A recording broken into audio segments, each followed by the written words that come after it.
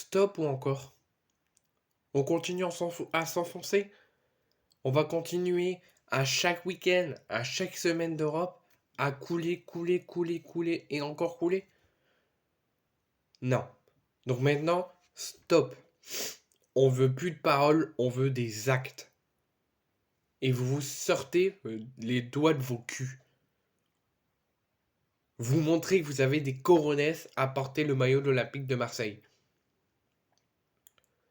Je suis désolé, mais de faire match nul contre quelqu'un qui, juste avant de nous affronter, vient de perdre 7 matchs, même si nous sommes dans une situation très compliquée et très tendue, nous n'avons pas le choix et nous n'avons pas d'autre choix que de gagner ce match. Comme unique objectif avant la rencontre. L'Olympique de Marseille et Gennaro Gattuso ne s'en sortent toujours pas et fait à nouveau un match nul, un but partout face à Metz. La seule bonne nouvelle au niveau statistique, c'est que l'OM n'a plus perdu au Vélodrome depuis très longtemps. L'OM soit passe par des victoires ou passe par des nuls au Vélodrome. C'est la seule bonne nouvelle, qu'on retrouve un petit peu une forteresse du Vélodrome. Mais au final, la saison, elle n'avance plus. L'OM n'avance plus. On va tous se poser la question, est-ce que l'OM, au lieu de respecter la devise droite au but, est-ce qu'ils foncent droit dans le mur? Est-ce qu'ils vont devoir jouer le maintien en Ligue 2? Je suis désolé de penser déjà à ça, alors que quand on s'appelle l'OM, qu'on est 7ème de Ligue 1, on pense pas aux deuxième partie de tableau, on pense le haut, toujours le haut. Mais au vu de ce que l'OM fait depuis la 16e journée, depuis la victoire en Coupe de France contre l'US Thionville, tout ce qui s'est passé, qui a suivi ce match contre Thionville, on n'a plus gagné un seul match. Élimination contre Rennes, nul contre Strasbourg, nul contre Monaco, défaite à Lyon. Aucune victoire depuis la 16e journée en Ligue 1 et aucune victoire depuis le match contre Thionville en Coupe de France à Metz. Il va falloir se poser des questions. Donc la semaine a été très tendue, je vous en ferai une vidéo soit ce soir, soit demain. La semaine a été très tendue à Marseille. Il y a eu plusieurs réunions avec les groupes de supporters et la direction et les joueurs, enfin un petit peu toute l'équipe se sont mutuellement rencontrés euh, pour parler de l'état du club, les résultats qui sont en crise, le club qui est en crise, le club qui n'avance plus au niveau extra-sportif et au niveau sportif, que l'OM est au... Même s'ils sont dans le top 10, ils sont quand même au bas bout du classement, parce qu'ils ont eu de la chance que les week-ends derniers, il y a eu quasiment ou très peu de résultats qui ont perturbé l'OM au classement et qui l'ont fait chuter. Mais là, ce week-end, les équipes ne vont pas se louper. Rennes ne va pas se louper à prendre 31 points et nous faire tomber deuxième. Reims ne va pas se louper et essayer de se rattraper du week-end dernier. Nous sommes septième. C'est un grand miracle. Parce que au vu de ce qu'on montre depuis la 16e journée et depuis 6 ou 7 matchs, on mérite au moins d'être 12e, 13e. Et préparez-vous à qu'on doit encore et encore reconstruire une équipe dans un an. Parce que moi je vous dis, on n'ira pas en Ligue des Champions. On finira pas dans les 3 premiers pour se qualifier. On finira pas en tour préliminaire. Et de toute façon, c'est pour faire quoi? C'est pour juste faire acte de présence, comme a pu dire Tovin il y a quelques années. C'est juste pour faire acte de présence, d'avoir des équipes à notre niveau et ne pas gagner. Comme ce soir, on a Metz à notre niveau. Metz joue le match à Metz est en grosse crise, en plus grosse crise que nous, et on n'arrive même pas à les battre devant notre public, qui est très tendu, comme moi. On est tous, le peuple marseillais est très tendu face à l'état des joueurs et l'état du club. Il y a eu des banderoles, des sifflets, des huées. Pendant l'annonce de la composition d'équipe, personne n'a dit les joueurs. Le speaker a parlé tout seul, comme si c'était un huis clos total, qu'il n'y avait aucun supporter. L'OM est en crise. Les supporters sont en rogne. Maintenant, soit vous réagissez maintenant, vous montrez que vous êtes fier, vous voulez remonter le club où il doit être, que vous êtes fier de porter le maillot de l'Olympique de Marseille, que vous voulez changer le droit au mur en droit au but, et que vous allez chercher la deuxième place. Hein. Parce que si on n'est pas européen, ou si on l'est mais qu'on n'est pas en Ligue des Champions, ça va être compliqué. Ça va donner quoi jeudi contre le Shakhtar en Ligue Europa? Ça va donner quoi contre Brest le week-end prochain. L'OM est en grosse crise. Je suis très très très préoccupé et très inquiet de l'état de l'Olympique de Marseille. Je suis désolé, vous me direz en commentaire ce que vous pensez, mais moi je suis très très inquiet. Pourquoi je dis ça? Jeudi on joue contre le Shakhtar. Ça va donner quoi contre le Shakhtar? Qu'est-ce qu'on va faire contre le Shakhtar? Au vu de ce que l'OM nous montre en Ligue 1. Qu'est-ce qu'on va faire contre Brest le week-end prochain? Dites-moi. Honnêtement, dites-moi. On ne peut pas continuer comme ça. Donc maintenant, vous vous taisez, vous agissez, vous faites des actes et vous arrêtez vos conneries et vos merdes. Vous êtes des brels, vous êtes des chèvres. Donc maintenant, je suis désolé, mais je réclame la démission de la direction, que ce soit Gennaro Gattuso, que ce soit Pablo Longoria, que ce soit Franck McCourt ou autre. Je réclame la totalité de la démission de la direction. Même Gennaro Gattuso, Pablo Longoria, si tu veux le bien de ton club, ne prends pas exemple sur Franck McCourt, sur le faux propriétaire de l'Olympique de Marseille, qui préfère faire des interviews télé au lieu d'aider le club à le faire grandir et à le faire se relever de cette grosse crise encore que l'OM est en train de subir. Lui préfère être à l'étranger et faire des interviews télé. Toi, il y a une grosse réunion de supporters, de crise de supporters avec le coach, avec les joueurs, avec la direction. Et toi, tu préfères aller où? À Paris.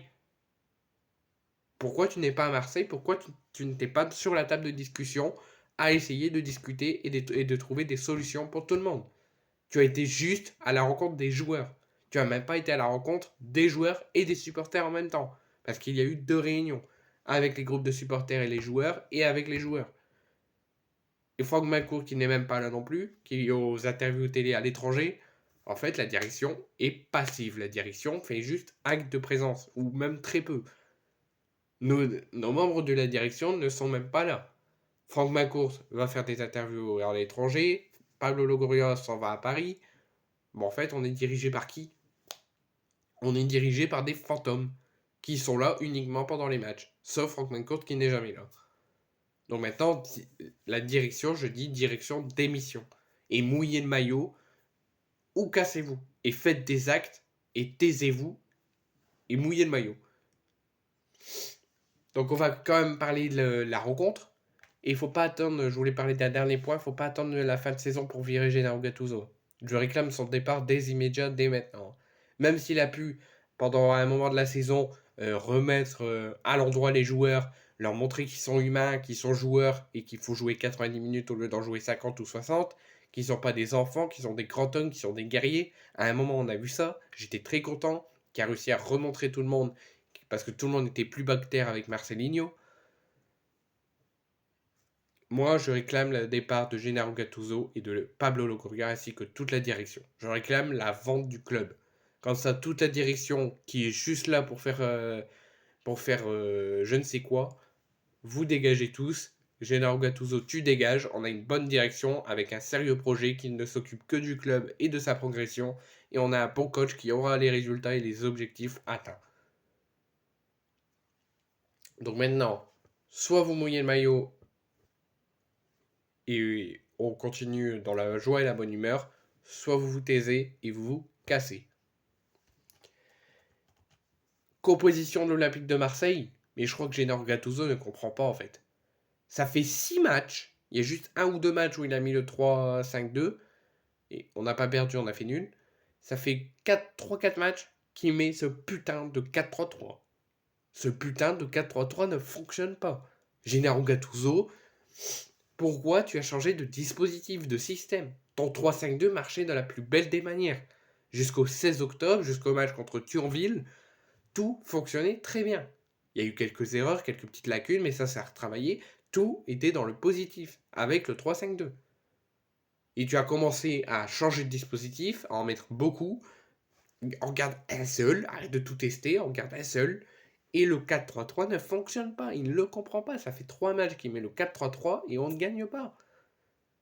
Contre Strasbourg, 4-3-3, on gagne pas. Contre Lyon, 4-3-3, on gagne pas. 4-3-3 contre Metz, qui vient de faire 7 matchs sans victoire, 7 défaites d'affilée, On ne gagne toujours pas devant notre public. C'est qu'il y a quelque chose qui ne va pas. Donc il ne s'est pas entraîné avec nous. Il faut qu'il dégage.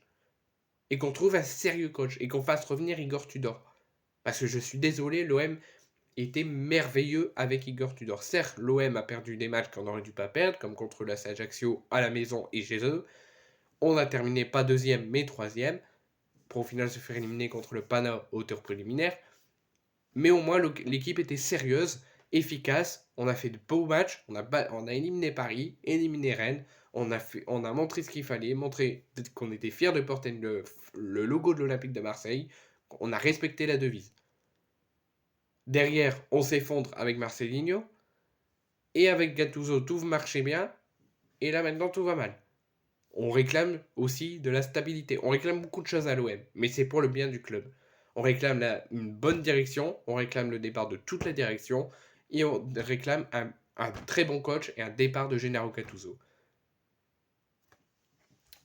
Donc, on va quand même parler du fameux 4-3-3 tout pourri, tout merdique. Donc, Paolo Lopez dans les cages. Défense à 4, Klos, Gigot, Balerdi et Murillo.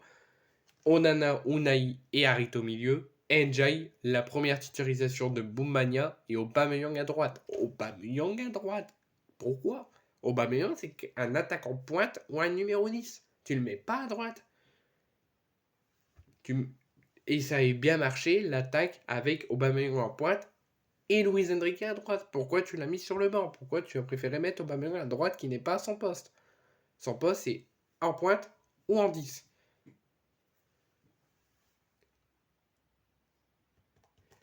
Côté Messin, ou 5-3-2, la preuve 5-3-2, ça marche. Metz n'a pas perdu. Nous, avant, on le mettait, on ne perdait pas. Là, on le met plus, on perd. Oukidja dans les cages. Oudol, Erel, Traoré, Sané et Denkerkov en défense. Jean-Jacques Camara et Endoram au milieu. Et Mikotenze et Zé en attaque. Côté OM, il y avait Ulises Garcia, Bamo Meite, Ismail Yassar, Luis Enrique, Jousselin, Correa, Blanco, Soglo et Ali dans le banc des remplaçants. Sabali, Tete, Ata, Dizonga, Djetch, Colin, Kandé, Sané et Azoro sur le banc des remplaçants. Donc les Gennaro Gattuso a sorti Quentin Merlin, Harit, Boumania et Njai pour l'entrée de Ulises Garcia, de Bamo Meite, d'Ismail Yassar et de Luis Enrique. A noter que Samuel Gigot a reçu un carton rouge après visionnage de l'arbitrage vidéo. L'arbitre lui a mis un jaune et après visionnage de la VAR, comme quoi il aurait soi-disant mis fin à une action de jeu, il a reçu un carton rouge et du coup derrière, Gennaro Gattuso a fait entrer Bamo Meite. Et côté Messin, Mikotenze, Endoram qui s'est blessé, Denkerkov et Zé ont cédé leur place à Ata, à Sabali, à Tete et à Ndukidi. Donc ça c'est pour les compositions. Au niveau des statistiques, l'OM, les statistiques sont en leur faveur. 18 tirs à 7, 6 tirs sur les 18 tirs, il n'y en a que 6. Ça, il va falloir vraiment travailler l'efficacité pour qu'il y ait un nombre stable par rapport aux tirs. 18 tirs pour l'OM et 6 cadrés, et 7 tirs pour Metz et 3 cadrés. Pour 66% de possession pour l'OM et 34% pour Metz. Et on ne gagne pas. On va perdre des places et on est au ralenti. C'est vraiment qu'il y a un problème. Donc les statistiques, souvent, ils ne disent pas la vérité, parce que là, les statistiques, certes, ils sont en faveur de l'OM, mais l'OM ne gagne pas. Donc il va falloir vraiment se poser des questions, de se taire, de mettre des actions et de partir vers l'avant et à l'abordage. L'OM au classement, ils sont 7e en 21 journées en 30 points. T'aurais pu avoir 2 points de plus, 3 points de plus, t'aurais pu mettre quelques distances avec tes concurrents, t'aurais pu rester, même si tu changeais de place, tu restais un petit peu sur le haut de tableau, pour bien démarrer le week-end et bien regarder les autres jouer, et au final tu te mets dans la merde et tu vas peut-être perdre beaucoup de place. Donc l'OM est 7ème avec 30 points en 21 journées, et Metz est au bord de la sortie de la relégation avec la 16e place, la place de barragiste avec 17 points et 2 points d'écart avec Lyon. Donc ça c'est pour le point comptable, le point copo, le point statistique et le point classement. Et un petit peu ma petite colère du début de vidéo. Maintenant, on va débriefer la rencontre. Moi, la première mi-temps, je suis satisfait. L'OM a fait une très belle première mi-temps. Malgré le carton rouge de Samuel Gigot, qui pour moi est très sévère parce qu'il n'y a pas un anéantissement de jeu, d'une action de jeu, mais bon, on va arrêter de parler de l'arbitrage parce que non, on n'est pas mieux, on fait de la merde, on est des chèvres, on n'avance pas, on va droit dans le mur, donc faut arrêter de parler de l'arbitrage. On a reçu un rouge, c'est comme ça, c'est tout. Donc première mi-temps, on fait un beau match, on monte de l'intensité, on monte de l'efficacité, on monte de la créativité, on montre tout ce qu'on réclame depuis quelques matchs. On réclame de la hargne, qu'on sort nos coronesses, qu'on montre qu'on est fier de porter le maillot de l'Olympique de Marseille. On a tout montré en première période, tout ce qu'on a demandé, tout ce qu'on a réclamé. Une équipe qui ne lâche rien, qui à chaque perte de balle, Messine, ils sont là, qui n'ont pas peur, qui montent le pied. Ils ont tout fait en première période. Mais malheureusement, donc l'OM ne marque pas et Metz non plus. 0-0 à la mi-temps. Marseille est à 10, Metz est à 11. Donc première mi-temps, je suis totalement satisfait. J'ai aucun point négatif à signaler. Malgré le rouge de Gigot, on a tenu bon. En défense, on a tenu bon. On a subi des occasions, mais beaucoup moins que d'habitude. On a eu des occasions. Il nous manquait juste l'efficacité. L'OM aurait pu mener à la mi-temps, mais ils font 0-0. Donc pour l'instant, je ne suis pas inquiet. Je suis en colère qu'on ne concrétise pas les occasions, qu'on n'a pas l'efficacité. Mais je me dis, il reste encore 45 minutes. Deuxième mi-temps totalement différente. Beaucoup de lacunes, beaucoup d'erreurs. On ne fait pas pareil que la première mi-temps où on mettait le pied, on avait la hargne de récupérer chaque perte de balle Messine. On laisse Metz jouer. On ouvre le score malgré tout, malgré une manque de concentration Messine. On ouvre le score avec le premier but de Boumania. L'OM est en feu, le Vélodrome est en feu, l'OM y croit. Mais malheureusement, l'OM change de visage, continue à attaquer mais perd beaucoup de balles, laisse Metz jouer et Metz en profite 5 minutes plus tard à égaliser. Donc on ne sait même pas encore garder un score. Et sur les 20 dernières minutes, on a du mal, on a des difficultés, on n'avance pas. Et l'OM, à nouveau, fait match nul. Donc l'OM est encore à deux visages très différents. L'OM n'a pas ses résultats, l'OM s'enfonce dans la crise, l'OM est doucement en train de couler. C'est pour ça que je vais mettre sur le débrief. Si dans son coule, l'OM est en crise, parce que l'OM n'a pas su tenir un score, n'a pas su tenir une belle performance qu'ils ont fait en première pour mettre fin à toute tension et à gagner enfin un match et bien préparer le Shakhtar et Brest qui vont être de très gros matchs et qu'il faudra impérativement pas se louper. Moi, je vous le dis clairement, je suis très en colère, très furieux et très inquiet pour la suite. Parce que si, déjà, qu'on ne soit même pas en huitième d'Europa League, c'est pas normal. Qu'on soit même pas en huitième de Ligue des Champions ou en phase de poule, c'est pas normal. Là, si nous perdons et nous faisions éliminer contre le Shakhtar, on n'a que la Ligue 1. Élimination en coupe, élimination en Europa League. On n'a que la Ligue 1. Et je vous le dis clairement, avec ce que l'OM montre, avec ce que l'OM fait, on ne sera pas en Ligue des Champions, voire ça va être très limite pour être européen. Donc l'OM risque fortement, et on en prend la bonne direction, de faire saison blanche. Et Gennaro Gattuso, préparez-vous à s'il n'est pas licencié avant, malgré tout ce qu'on réclame et qu'on réclame aussi la démission de la direction, préparez-vous à qu'il soit malgré tout limogé à la fin de la saison. Même si on est européen et qu'on va en Europa League la saison prochaine ou en Conference League, ou qu'on joue les tours préliminaires de Ligue des Champions, son contrat sera stoppé. Parce que, je ne sais plus si vous vous en souvenez, mais en début de saison, il nous l'a annoncé lors de sa conférence de presse de présentation. Il a signé 1 an plus 1 en option si l'OM se qualifie directement pour les phases de poule de Ligue des Champions. Donc l'OM n'a pas le choix. S'ils veulent conserver Gattuso, s'ils veulent remplir les objectifs, il faut être deuxième.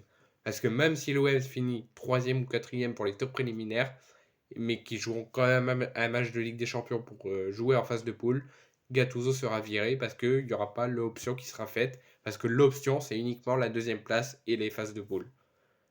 Donc préparez-vous à qu'on rechange d'entraîneur, qu'il y a de nouveau de l'instabilité et qu'on doit encore tout reconstruire parce que Gattuso n'aura pas réussi à faire grandir l'OM et à faire atteindre la Ligue des Champions. C'est ça qu'on veut continuer comme ça? C'est ça qu'on veut continuer à avoir un avenir comme ça à l'OM?